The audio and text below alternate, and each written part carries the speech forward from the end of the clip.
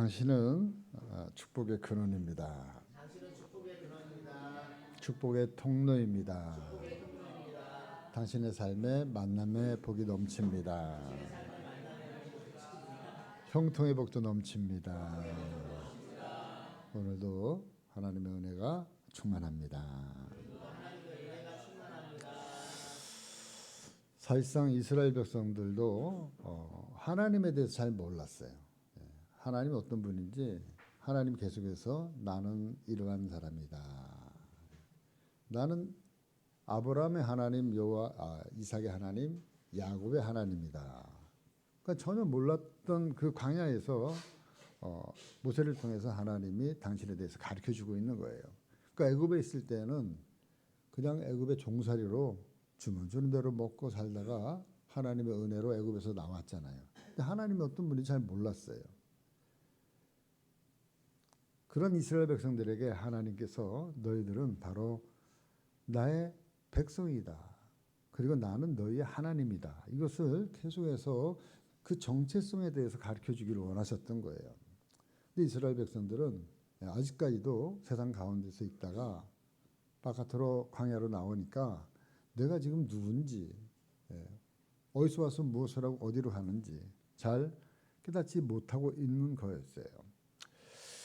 그런 가운데서 이제 출애굽한 지 1년이 지나서 성막이 건축되어지고 그리고 하나님 앞에 제사를 드리고 하나님의 영광을 보고 그리고 가나안 땅까지 이제 지척에 두고 가나안 땅 정탐을 하고 왔는데 그때 난리가 난 거예요.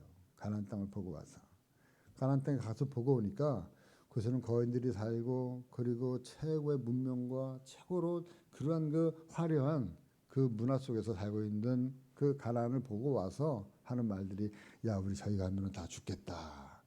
우리 자신을 보고 메뚜기 같은 존재다. 이렇게 전부 다 울고불고 통곡하면서 난리가 났던 거예요. 그러면서 자기들을 이끌고 왔던 그 모세와 아론을 향해서 돌로 쳐 죽이려고 하는 그러한 그 상황까지 이르게 되어진 겁니다. 결국에는 그 일로 인해서 하나님이 진노를 산 거예요. 그러니까 하나님께서 이스라엘 백성들을 다시 턴시키신 거예요. 그러니까 가나안 땅을 눈앞에 두고도 거기에 한 발짝도 들어가지 못하고 다시 되돌아갔어요. 그래서 하나님 이스라엘 백성들을 그 가나안 정탐을 한 이후에 시내산이라고 하는 그 광야의 거친 유격 훈련장으로 이스라엘 백성들을 인도해 가신 겁니다. 그래서 그곳에서 광야라고 하는 곳에서 혹독한 유격 훈련을 지금 이스라엘 백성들이 받게 되어졌습니다.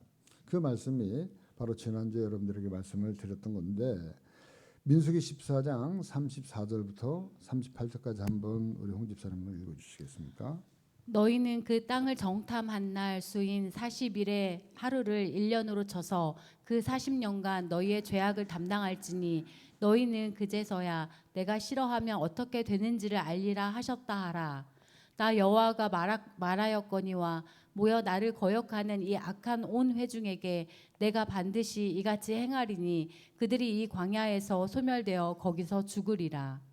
모세의 보냄을 받고 땅을 정탐하고 돌아와서 그 땅을 악평하여 온 회중이 모세를 원망하게 한 사람 곧 그 땅에 대하여 악평한 자들은 여호와 앞에서 재앙으로 죽었고 그 땅을 정탐하러 갔던 사람들 중에서 오직 눈의 아들 여호수아와 여분네의 아들 갈렙은 생존하니라. 아멘. 그러니까 그 정탐한 날수가 40일이었거든요. 그 40일을 하루를 1년으로 계산해 가지고 이스라엘 백성들을 40년으로 돌렸다고 지금 말씀을 하고 있는 거예요. 그 광야의 그 유격 훈련이 얼마나 극심하게 심했냐면 거의 살아남은 사람이 없을 정도예요. 누구만 살아남았다고요? 여호수아와 갈렙만. 그러니까 혹독한 훈련을 받은 거예요. 여러분 요즘도 물론 그러겠지만 예전에 여기 지금 군대 갔다 오신 분들이 대부분인데 그런 말 있잖아요. 군대에서 유격훈련만 안 받아도 복 받은 군대 생활이다. 그러니까 유격훈련이 그렇게 제가 생각해도 힘들었던 것 같아요. 그래서 고참이 돼도 유격만 빠지면 좋겠다. 그래서 유격 안 하고 제대하면은 아주 신나가지고 유격에 참석 안 하고 뭐 하다못해 유격 주방만 맡아도 훈련에 참석 안 하면, 왜냐하면 유격장에는 군복이 없어요. 그냥 다 계급장 띄고 그리고 허름한 유격복 다 갈아입히고, 그러니까 이 사람이 고참인지 쫄병인지 유격 조교 앞에서는 그냥 다 똑같은 유격 훈련병이에요.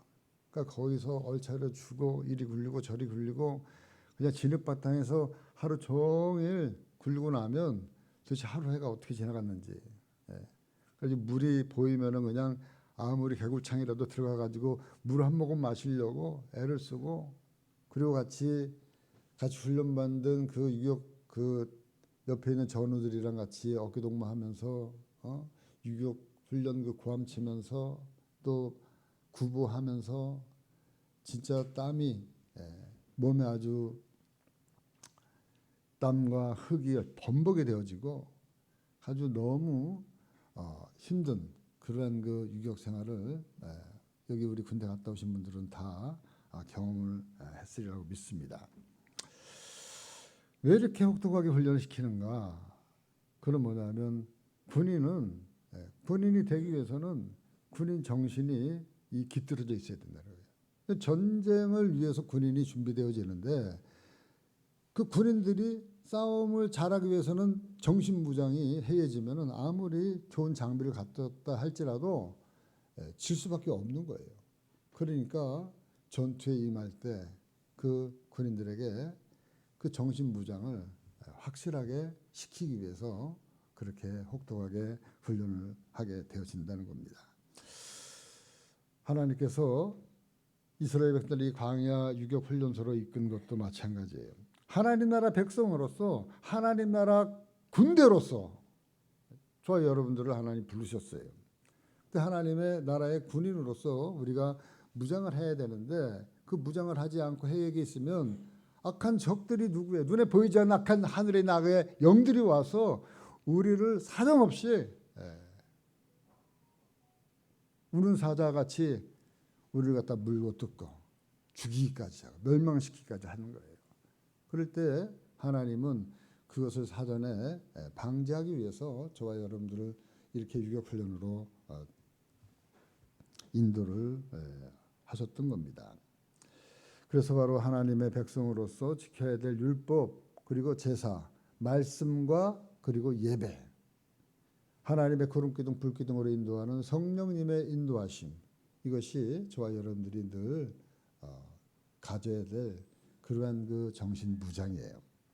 이것이 우리의 또 신앙의 한 단면이기도 합니다. 그러니까 하나님의 그 백성으로서, 하나님의 나라의 군인으로서 정신 무장이 제대로 되어지지 못하면, 그러한 신앙의 정체성을 갖지 못하고 가나안 정탐꾼을 보내서 그들이 한 그 보고처럼 남 탓하고 환경 탓하고 하나님 원망하고 그리고 불평하고 메뚜기와 같이 자기를 부정적으로 생각하는 그러한 생각으로 일관하면 하나님 우리를 너 안 되겠다, 너 정신 좀 차리자, 어디로 보낸다고요? 광야 유격 훈련소로 다시 컴백해가지고 돌려보낸다는 거예요. 거기서 집어넣으신다는 거예요. 아까 14장 34절 말씀에 보니까 뭐라고 나와 있습니까? 너희는 그 땅을 정탐한 날수인 40일의 하루를 1년으로 쳐서 그 40년간 너희의 죄악을 담당할지니 다 같이 너희는 그제서야 내가 싫어하면 어떻게 되는지를 알리라 하셨다라. 내가 싫어하면 너희는 어떻게 되는지 알아야 된다. 그 성도들의 삶에서 일어나는 그 일상의 다반사의 현상이에요. 그러니까 누가 뭐라 해도 저와 여러분 하나님의 자녀고 하나님의 백성이고 하나님의 군대들이에요. 하나님은 저와 여러분들의 아버지가 되었어요. 아멘입니까? 그러니까 하나님 백성이고 하나님 우리의 왕이고 하나님 우리를 인도하신다고 약속하시고 보호자라고 얘기했는데도 불구하고 우리를 믿지 못하는 거예요. 불평하는 거예요. 원망하는 거예요. 환경 탓하는 거예요. 남 탓하는 거예요. 그러면 하나님이 너 안 되겠다, 너 훈련소 좀 가자, 유격 훈련소로 다시 집어넣는 거예요. 여러 가지 어려운 코스로 하나님이 저와 여러분들을 이끄셨어요. 그럼에도 불구하고 그 하나님을 다시 유격 훈련을 통해서 깨닫는 그 하나님 어떤 하나님이냐, 다윗은요 왕되기까지 이 사울에게 얼마나 많은 유격 훈련을 받았는지 알 수가 없어요. 그러니까 다윗이 사울을 위해서 충성했음에도 불구하고 그 다윗의 이름이 올라가니까 사울의 시기를 받아가지고 자그마치 10년 동안 그 왕을 피해서 그 유격 훈련을 갖다가 받은 거예요. 그럼에도 불구하고 다윗이 깨달았던 그 하나님, 그 유격 훈련을 통해서 깨달았던 그 하나님을 노래하고 있는데 그 노래는 어떤 노래를 하고 있느냐? 시편 18장 1절 2절 말씀이에요. 나의 힘이신 여호와여, 내가 주를 사랑하나이다. 여호와는 나의 반석이시요 나의 요새이시요 나를 건지시는 이시요 나의 하나님이시요 내가 그 안에 피할 나의 바위시요 나의 방패이시요 나의 구원의 뿌리시요 나의 산성이시로다. 아멘. 이게 편안할 때 이 소리가 나온 게 아니에요. 10년 동안 사울이 집요하게 다윗을 갖다가 죽이려고 쫓아다닐 때마다 하나님께서 이렇게 힘이 되어주시고 피할 바위가 되어주시고 방패가 되어주시고 산성이 되어주시고 건져주시고 할렐루야.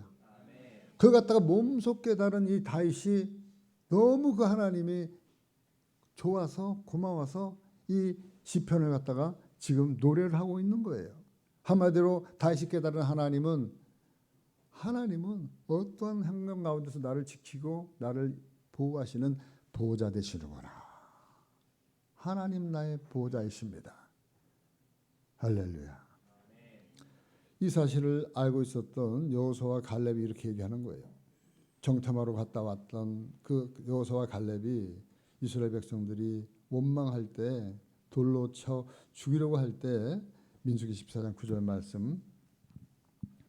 다만 여호와를 거역하지는 말라. 또 그 땅 백성을 두려워하지 말라. 그들은 우리의 먹이라. 그들의 보호자는 그들에게서 떠났고 여호와는 우리와 함께 하시느니라. 그들을 두려워하지 말라 하나. 가나안 땅의 그 신들은 그들을 떠났지만 우리가 믿는 하나님 여호와시는 우리를 떠나지 않고 우리와 늘 함께하고 있기 때문에 너는 두려워할 필요가 없다. 그러니 하나님 말씀 거역하지 말라. 이렇게 지금 이야기를 하고 있는 거예요. 하나님 우리의 보호자 되시기 때문에 하나님이 우리의 아버지이시기 때문에 아버지가 저와 여러분들을 잘못되는 길로 가는 것을 두고 보고 있겠어요? 절대로 그렇지 않다는 거예요. 이 확신을 우리가 가져야 될 줄 믿습니다. 결코 그런 일은 없을 거라는 겁니다. 이것이 성경이 우리에게 주는 메시지예요. 하나님 우리의 보호자 되시고 우리의 왕이시고 우리의 아버지 되시는 분이기 때문에 우리를 잘못된 길로 결코 가는 것을 버려두지 아니하신다. 이 사실에 대해서 바울은 구약 성경을 토대로 해서 로마서 이렇게 얘기하고 있는 거예요. 로마서 8장 31절에서 39절 말씀. 그런즉 이 일에 대하여 우리가 무슨 말하리요? 만일 하나님이 우리를 위하시면 누가 우리를 대적하리요? 자기 아들을 아끼지 아니하시고 우리 모든 사람을 위하여 내주신 이가 어찌 그 아들과 함께 모든 것을 우리에게 주시지 아니하겠느냐? 누가 능히 하나님께서 택하신 자들을 고발하리요? 의롭다 하신 이는 하나님이시니 누가 정죄하리요? 죽으실 뿐 아니라 다시 살아나신 이는 그리스도 예수시니 그는 하나님 우편에 계신 자요 우리를 위하여 간구하시는 자신이라. 누가 우리를 그리스도의 사랑에서 끊으리요? 환난이나 공고나 박해나 기근이나 적신이나 위험이나 칼이랴. 기록된 바 우리가 종일 주를 위하여 죽임을 당하게 되며 도살 당할 양같이 여김을 받았나이다 함과 같으니라. 그러나 이 모든 일에 우리를 사랑하시는 이로 말미암아 우리가 넉넉히 이기느니라. 내가 확신하노니 사망이나 생명이나 천사들이나 권세자들이나 현재일이나 장래일이나 능력이나 높음이나 깊음이나 다른 어떤 피조물이라도 우리를 우리 주 예수 그리스도 안에 있는 하나님의 사랑에서 끊을 수 없으리라. 아멘. 우리의 보호자 되시는 이 하나님의 그 은혜와 사랑과 인도하심과 보호하심이 이 세상의 그 무엇으로도 끊을 수 없음을 이 바울은 이 로마에 있는 성도들에게 이렇게 강력하게 선포하고 있는 겁니다. 바로 우리가 이 믿음 가져야 되는 거예요. 로마를 향한 이 바울의 로마서의 이 말씀, 그 어떤 것으로도 우리 주 예수 그리스도 안에 있는 하나님의 사랑에서 저와 여러분들과의 그 관계를 끊어낼 수가 없다. 한번 이 부모와 자식 지간은요, 고족에서 파도 부모와 자식 지간을 갖다 끊을 수가 없는 거예요. 마찬가지로 하나님이 저와 여러분들과의 이 관계가 하나님과 자녀의 관계, 아버지와 자녀의 관계, 그리고 하나님 나라와 그리고 왕가의 관계는 그 어떤 것으로도 끊어낼 수가 없음을 성경 전체 구구절절 보니까 그랬다는 거예요. 바울이 깨달은 것은 바로 하나님의 사랑에서 그 어떠한 것도 끊어낼 수가 없느니라. 바로 이 믿음, 이 신앙을 우리의 마음속에 가지고 사는 것이 정체성이에요. 저와 여러분들이 어떤 상황에 있다 할지라도 하나님 나를 사랑하시는구나, 하나님 나를 보호하시는구나, 인도하시는구나. 바로 이 말씀 우리 가슴 깊이 간직하며 살아가시는 우리 모든 늘 푸른 교회 성도들 되어주기를 주님의 이름으로 간절히 축원합니다. 오늘 말씀은 이렇게 이제 40년 동안 돌고 돌아서 이제 긴 여정의 막바지에 이르러서 가나안이 눈앞에 보이는 그 모압 평지에 도달을 하였어요. 그리고 나서 하나님께서 모세에게 40년간 걸었던 너의 그 모든 여정을 다 기록하라고 말씀하고 있어요. 2절 말씀 33장.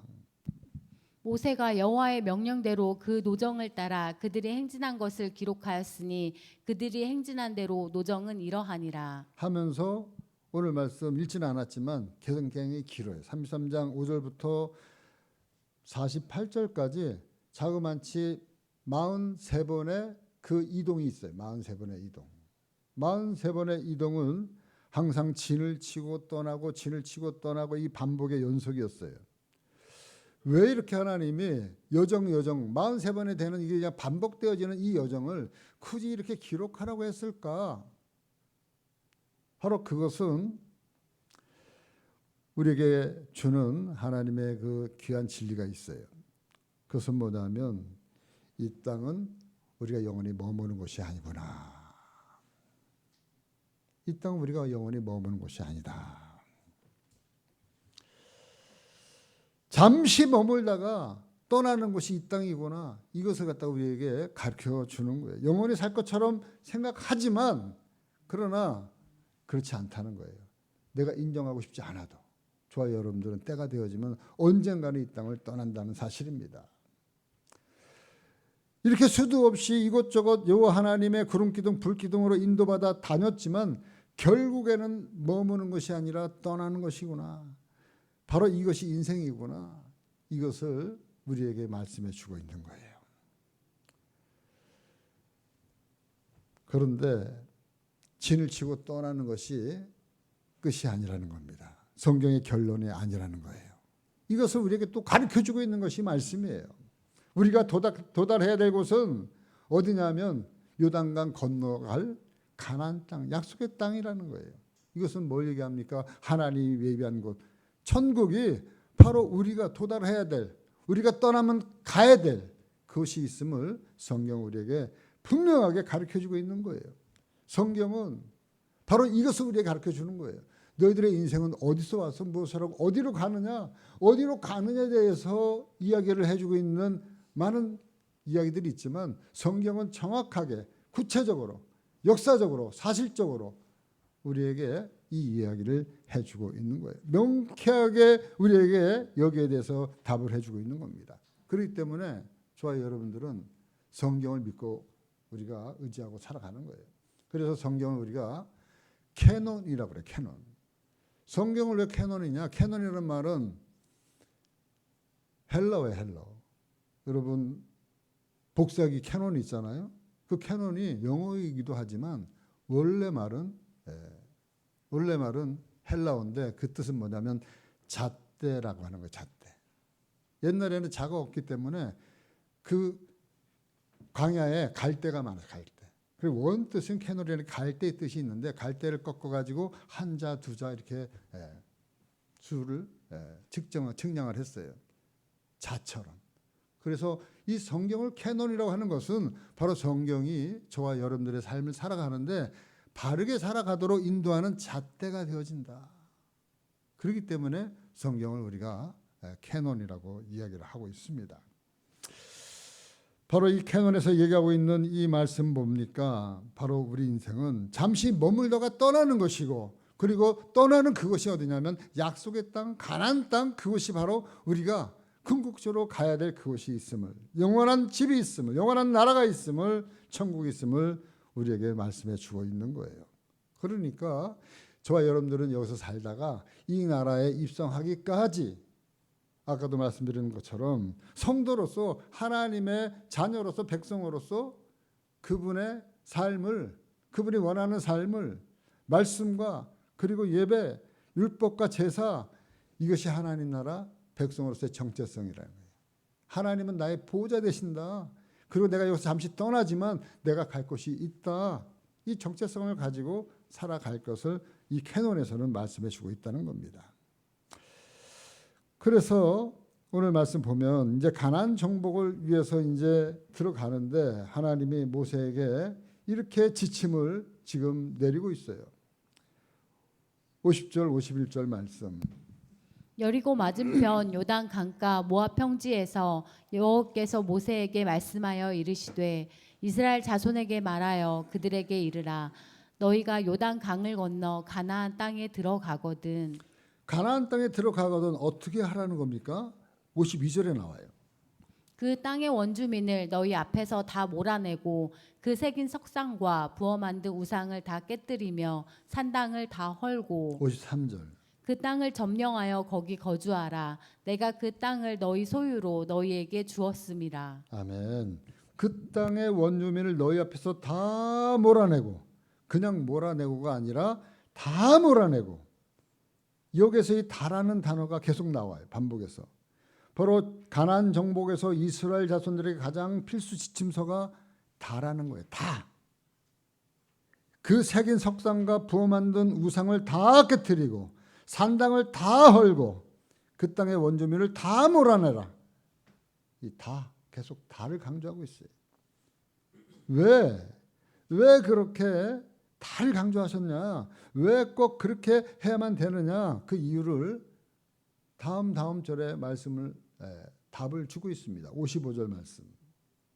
너희가 만일 그 땅의 원주민을 너희 앞에서 몰아내지 아니하면 너희가 남겨둔 자들이 너희 눈에 가시와 너희의 옆구리에 찌르는 것이 되어 너희가 거주하는 땅에서 너희를 괴롭게 할 것이요. 아멘. 여기 말씀을 보니까 인정상, 정황상 그 땅의 원주민들을 다 몰아내지 아니하면 너희가 남겨둔 자들이 너희 눈에 뭐가 된다고요? 눈에 가시거리가 돼요. 그리고 너희의 옆구리를 찌르는 것이 되고요. 너희가 거주하는 땅에서 이들로 인해서 괴로움을 당하게 될 것이기 때문에 다 없애야 된다. 몰아내라. 왜 그러냐면 아까도 말씀드린 것처럼 가나안 땅의 문명, 최고의 문화, 당대 최고였어요.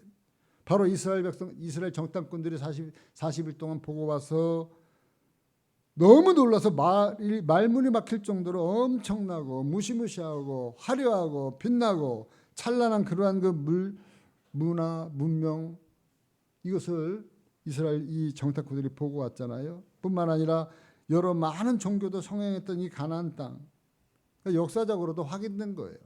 역사적으로도 이 가나안 땅의 헷족속이라는 그 헷족속이 누구냐? 히타이트 민족이에요. 히타이트 민족이 어떤 민족이에요? 철기 문명. 다른 사람들은 청동기, 나무로 사용할 때 이 헷족속만큼은 철기를 가지고 사용하는 게 얼마나 강했겠어요. 철 들고 칼을 만드는 사람이랑 나무나 다른 거로 만들어 가지고 싸울 때 누가 이기겠습니까? 상대가 안 되는 거예요. 상대가. 바로 이 헷족속 히타이트 민족이 이 가나안 7족속 중에 들어가 있었습니다. 그리고 가장 뛰어났던 문화가 페니키아 문화예요. 페니키아. 지금도 페니키아 그쪽에 두로 시돈 그 지중해 그쪽에 가면 그때의 문화가 고스란히 남아있다는 거예요. 어마어마한 문화가 문명이 발달했던 것이 바로 페니키아 문화예요. 그런데 그 땅에 바로 이 가장 뛰어났던 그 땅을 하나님이 이들에게 너희들의 소유로 주겠다 이렇게 약속을 하고 있다는 거예요. 약속. 그래서 오늘 말씀 53절 말씀 보니까 그 땅을 점령하여 거기에 거주하라. 내가 그 땅을 너희 소유로 너에게 주었음이라. 이렇게 하나님이 분명하게 이렇게 약속을 갖다가 하고 있다는 거예요. 하고 있다는 거예요. 그렇기 때문에 너희들은 다 몰아내야만 한다. 뿐만 아니라 그걸 더 구체적으로 그 땅을 점령하고 그리고 그 땅을 다 몰아내고 그 땅을 분할할 것을 구구절절 말씀하고 있어요. 54절 말씀.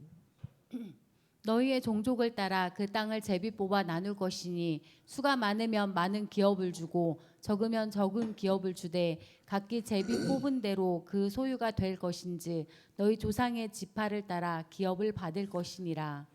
그 땅을 점령하여 종족을 따라 나눌 때 어떻게 나누라 그랬어요? 제비 뽑아. 제비를 뽑을 때 말이 없는 거예요. 제비를. 똑같이 12지파에다가 제비 뽑게 해가지고 땅을 딱 나누는 겁니다. 그러니까 아무도 이의가 없어요. 그리고 제비 뽑은 그 땅을 가지고 어떻게 나눕니까? 수가 많은 사람들에게 많은 기업을 주고 적은 족속에게는 적은 기업을 주라. 그러니까 하나님의 이게 나라의 질서예요. 하나님의 나라의 질서. 하나님의 나라의 질서는 뭐냐? 하나님의 정서는 뭐냐면 지극히 상식적이에요. 지극히 정의로워요. 그러니까 모두가 불만이 없도록 제비를 뽑고 그리고 제비 뽑힌 그 기업을 가지고 수레에 비례해서 공정하게 정대하게 공명하게 분배를 해주는 거예요. 그러니까 누가 봐도 아하 이의가 없는 거예요. 탈이 없는 거예요. 바로 이것이 하나님의 나라입니다. 여러분 이것을 이끌었던 사람들이 누구냐? 이거를 이끌었던 사람들이 누구냐면 레이지파예요. 레이지파 사람들은 제사장 지파인데 레이지파 사람들은 이 기업을 분배받지 못하도록 빼버렸어요. 왜? 자기가 분배하는데 레이지파 사람 자기가 분배하면 자기가 좋은 땅 가지면 되겠어요? 안 되는 거예요. 요즘 얘기하면 소위 얘기하면 각 정당에서 이제 국회의원 공천을 하는데 공천위원장은 자기가 불출마를 선언하는 거예요. 내가 출마하지 않겠다. 자기가 국회의원으로 출마하지 않고 그리고 다른 사람 공천하는데 공명하고 정대하게 하겠다. 이렇게 얘기하는 거랑 똑같은 거예요. 그리고 나서 이거 갖다가 레이지파 사람들의 기업을 분배받지 못하도록 하나님이 율법으로 딱 정해놨어요. 율법으로. 그리고 나서 34장부터 분배받을 가나안 땅의 전체 경계를 지정해 놓고 있어요. 34장 1절에서 3절 말씀. 여호와께서 모세에게 말씀하여 이르시되 너는 이스라엘 자손에게 명령하여 그들에게 이르라. 너희가 가나안 땅에 들어가는 때에 그 땅은 너희의 기업이 되리니 곧 가나안 사방 지경이라. 너희 남쪽은 에돔 곁에 접근한 신 광야니 너희의 남쪽 경계는 동쪽으로 염해 끝에서 시작하여. 예, 여기는 지금 가나안 땅을 들어갈 때 남쪽 경계를 쭉 얘기하고 있는 남쪽 경계. 지금으로 얘기하면 가자 지구 아래쪽. 요즘 한창 전쟁이 일어나잖아요. 그 아래쪽에 지금 지형을 얘기하면서 그쪽에는 너희 가나안 땅의 남쪽 경계다. 그 다음에 나오는 말씀이 뭐냐면 북쪽 경계다, 동쪽 경계다. 서쪽 경계는 안 나와요. 왜냐하면 서쪽은 지중해이기 때문에 경계를 할 필요가 없었던 거예요. 그리고 나서 그 땅을 분할할 사람들을 미리 또 정해줍니다. 아까도 말씀드렸던 것처럼 16절부터 18절 말씀. 여호와께서 또 모세에게 말씀하여 이르시되 너희에게 땅을 기업으로 나눌 자의 이름은 이러하니 제사장 엘르아살과 눈의 아들 여호수아니라. 너희는 또 기업의 땅을 나누기 위하여 각 지파에 한 지휘관씩 택하라. 아멘. 여기 말씀에 보니까 땅을 이제 경계를 정하고 땅을 나눠줄 사람들 정하는데 누구 정한 거예요? 아까도 말씀드린 것처럼 제사장, 대제사장 아론의 아들 엘르아살과 그리고 눈의 아들 여호수아를 기점으로 해가지고 지휘관을 통해서 그 땅을 균등하게 잘 나누도록 관리하라 이렇게 말씀하고 있는 거예요. 이 말씀을 통해서 우리가 깨닫는 것은 하나님이 가나안 땅 들어가기 전에 미리 설계해 놓은 거예요. 가나안 땅 들어가기 전에 너희가 들어가면 내가 너희를 점령하도록 하고 그 가나안 땅에 있는 모든 족속을 다 밀어내고 그 땅을 너에게 주고 제비뽑아서 나누고 그리고 나눈 것을 너희들에게 관리할 사람을 다 너희들에게 이야기하고 땅도 다 이야기하고 사전에 들어가기 전에 이미 이길 것을 알고 계획하고 계획한 대로 추진하겠다. 이 소리는 뭐예요? 이 모든 것을 가나안 땅을 점령하도록 하는 데 있어서 설계를 했다는 거예요. 계획했다는 거예요. 누가요? 하나님께서. 하나님은 우리 인생에 이 이스라엘 백성들을 구원하기 위한 그 설계를 하나님이 이미 다 그려놓고 진행하고 있다.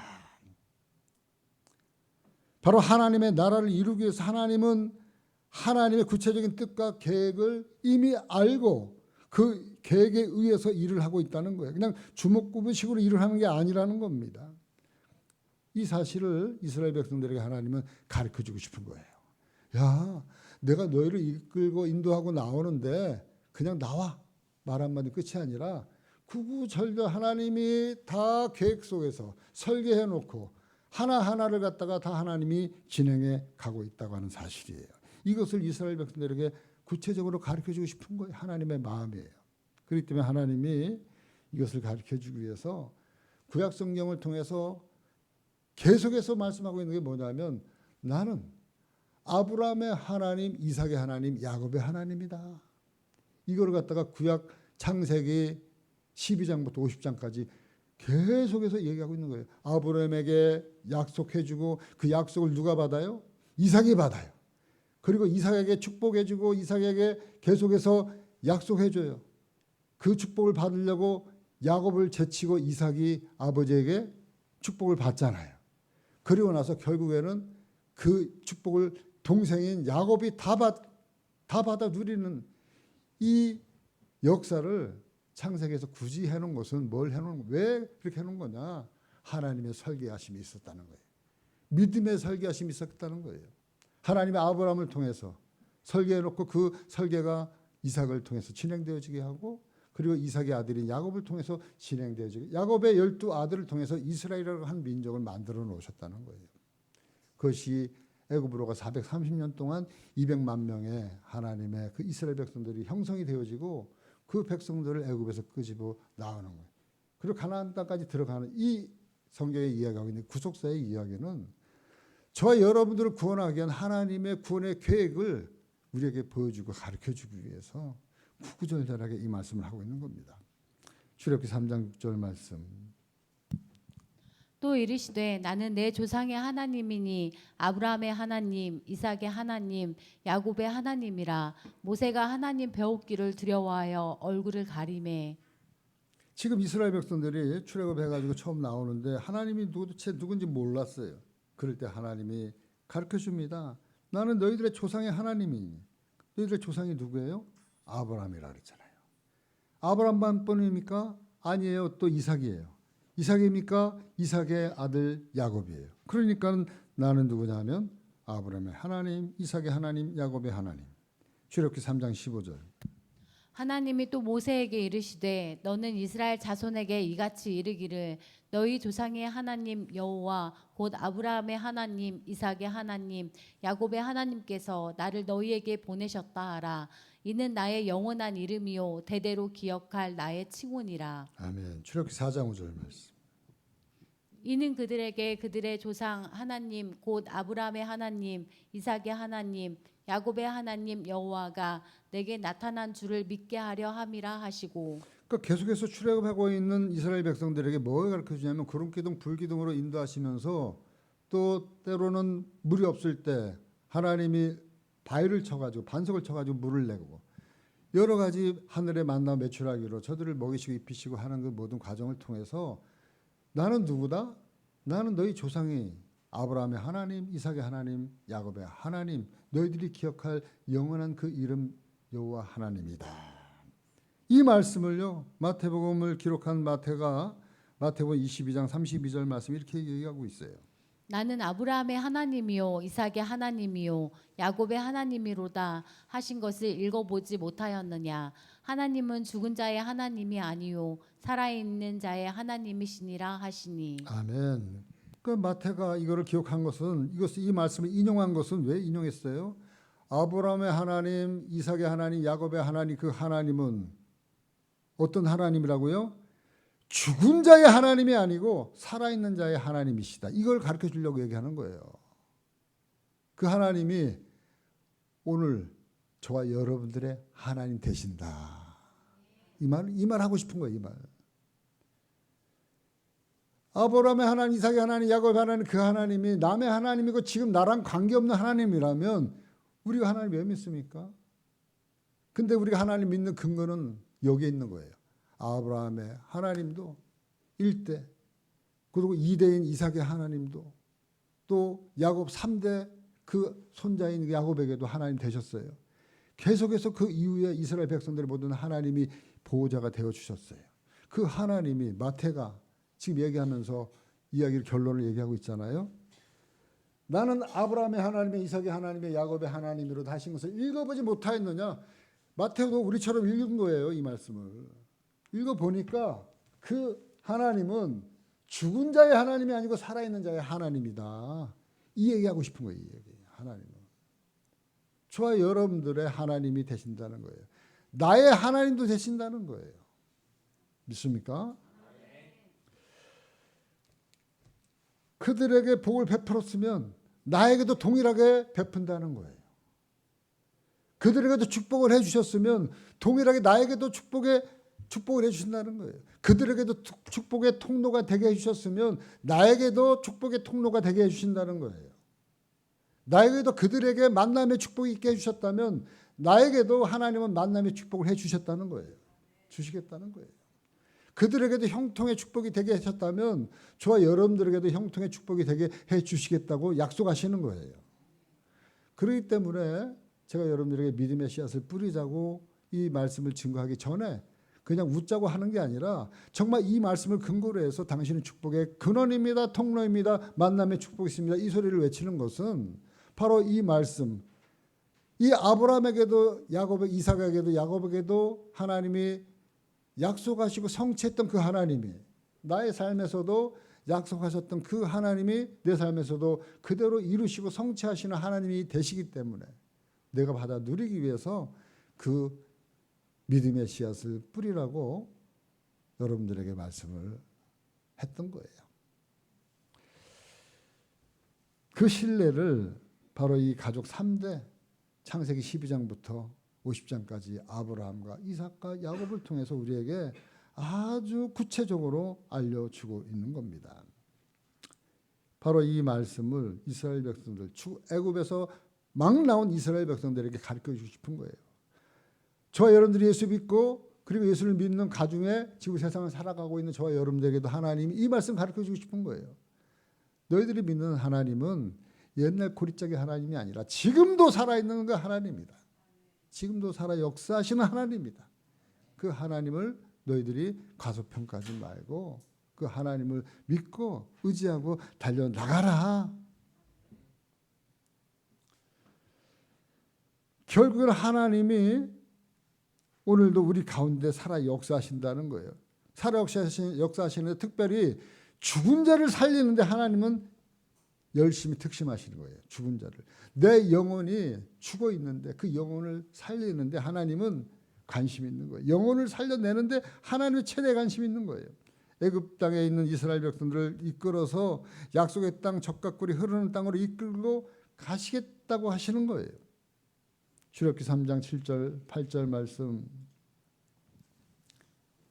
여호와께서 이르시되 내가 애굽에 있는 내 백성의 고통을 분명히 보고 그들이 그들의 감독자로 말미암아 부르짖음을 듣고 그 근심을 알고 내가 내려가서 그들을 애굽인의 손에서 건져내고 그들을 그 땅에서 인도하여 아름답고 광대한 땅, 젖과 꿀이 흐르는 땅, 곧 가나안 족속, 헷 족속, 아모리 족속, 브리스 족속, 히위 족속, 여부스 족속의 지방에 데려가려 하노라. 아멘.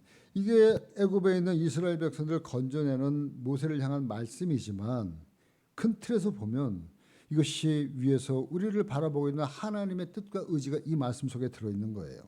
여호와께서 이르시되 내가 애굽에 있는 내 백성의 고통을 분명히 보고 그들이 그들의 감독자로 말미암아 부르짖음을 듣고 그 근심을 알고 내가 내려가서 그들을 애굽인의 손에서 건져내고 그들을 그 땅에서 인도하여 아름답고 강대한 땅, 젖과 꿀이 흐르는 땅, 7 족속 그 지방에 데려가려 하노라. 가나안 땅으로 데려가려 하노라. 여러분, 이게 성경의 역사예요. 이게 성경의 역사. 이게 성경의 역사인데, 여러분, 성경의 역사가 영어로 뭐예요? 히스토리잖아요. 히스라고 하는 대명사랑 스토리랑 이게 복합어예요. 그분의 이야기, 그의 이야기라는 거예요. 역사가. 누구의 이야기예요? 위에서 이스라엘 백성들을 인도하려 가기 위해서 하늘에서 내려온 예수 그리스도. 그분의 역사라는 거예요. 그렇기 때문에 역사가들이 역사를 나눌 때 AD, BC로 나눈 거예요. 역사가들이 전부 다 예수 믿는 사람만 있는 게 아니에요.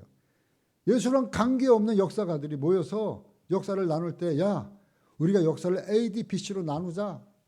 그래서 BC는 뭐예요? 뭐의 준말이에요? Before Christ. 예수 이전. 그 다음에 AD는 뭐예요? Anno Domini. 이거는 라틴 말인데 영어로 얘기하면 After Jesus예요. After Christ예요.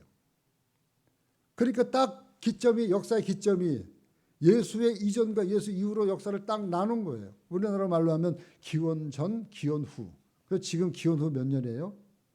2024년 2월 18일. 이 기점이 어디 있는 거예요? 예수님 탄생을 기점으로 역사가들이 이렇게 2024년이라고 얘기를 한 거예요. 그 예수님 이전에는 뭐예요? 예수님 이전에는 기원 전이잖아요. 기원 전. 예수님을 기초로 해서 거꾸로 올라가는 거예요. 그 전체 역사가 뭐라고요? 히스토리. 그분의 이야기다. 그러니까 성경은 끊임없이 제가 말씀을 드리잖아요. 여러분들에게. 지금 몇 주 동안 여러분들이 끊임없이 얘기를 하는 거예요. 바로 이 죄의 값을 이 성경의 역사에서 한마디로 이걸 뭐라고 얘기하냐면 구속의 역사다고 해요. 구속의 역사다. 그 구속의 역사를 한마디로 줄이면 구속사라고 하는데, 구속의 역사의 그 구속은 어떤 얘기냐면, 속자는 뭐라 그랬어요? 대속죄 할 때 그 속자, 갚을 속자라고 얘기했잖아요. 속죄. 구속의 역사라고 하는 그 구속은 대신 누가 갚아준다라는 말이에요. 대신. 뭘 갚아요? 그동안 구약에서는 짐승의 피가 제사를 통해서 갚아줬어요. 이스라엘 백성들의 죄를. 그래서 끊임없이 제사를 드리라고 얘기했어요. 짐승의 피를 가지고 드려야 된다. 그리고 아세셀 염소를 통해서 백성들의 모든 죄를 갖다 아세셀의 그 이마에다가 전부 다 죄를 전가해가지고 그 염소가 광야에 나가서 물어뜯겨 죽도록 만들어 놓은 그 구약의 그 이야기들. 아세셀 염소 얘기를 왜 꺼냈게? 나라가 아무런 관계없는 그 아세셀 염소의 이야기. 끊임없이 바로 예수 그리스도 이분을 이야기하기 위해서 그림자로 우리에게 보내주신 거예요. 구약 성경의 이 그림자를 통해서 예수 그리스도, 역사의 그 주인공인 그 예수 그리스도, 그분을 이야기하고 싶어서 바로 하나님은 그분을 보내시기 위해서 그분, 너희를 인도하는 아브라함의 하나님, 이삭의 하나님, 야곱의 하나님, 그 하나님이 바로 오늘 나의 하나님 되신다. 하나님은 당신이 설계하신 대로, 계획하신 대로 오늘도 일하고 계셔요. 오늘도 나의 삶을 이끌어 가시겠다고 약속하시고 계획하고 계신 것을 우리에게 보여주고 있는 거예요. 사랑하는 성도 여러분, 하나님은 저와 여러분들을 구속하려고 하는 구속사의 주인공이세요. 역사의 주인공이세요. 그 역사의 설계자세요. 구속사의 설계자고 구속사를 집행하시는 분이고 저와 여러분들을 구속하기 위한 완성자가 되시는 거예요.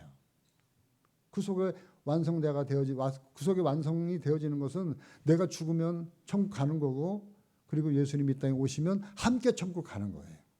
그렇게 되어지면 그것이 구속의 완성이 되어지는 겁니다. 이 사실을 우리가 마음으로 믿고, 그리고 입으로 시인하고, 날마다 그분에게 우리가 나아가고 상주리심을 바라보고 그분을 의지하면서 믿고 달려나가는 우리들 푸른교회 모든 성도들 되어지기를 주님의 이름으로 간절히 축원합니다.